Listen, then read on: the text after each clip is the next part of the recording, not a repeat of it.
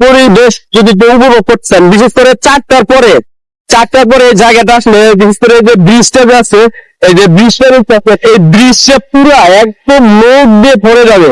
এই পাশে, তারপরে ওই পাশে, তারপর সাইডটাতে, এগুলোতে মানুষ দিয়ে একদম ভরপুর ভরে যায়, যে আপনি যে হাঁটবেন এরকম জায়গায় পাবেন না, জায়গাটা মানে এত রকম। তারপরে এখানে মনে করেন যে নৌকা বাইচ করতে পারবেন, ওখানে যারা নৌকা বাইচ করতে পছন্দ করেন ওই যে দেখতে পারবেন।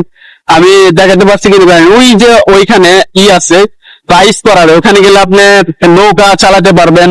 তারপরে এই যে নদীর ভিতরে, লেকের ভিতরে নৌকা চালাতে পারবেন। এই যেখানে গ্রামের কস্তুরি বা যাবে, অনেক কিছু আছে এখানে, আপনি করতে পারবেন। এক কথায় আপনার সময়টাকে মনোমুগ্ধ করার জন্য, আপনার সময়টাকে উপভোগ করার জন্য, আপনার সর্বোচ্চ সময়, সর্বোচ্চ আপনার করার জন্য, বিনোদন বা মন রিফ্রেশ করার জন্য আপনি জায়গাটাকে নিশ্চিন্তে বাছাই করতে পারেন, চুজ করতে পারেন।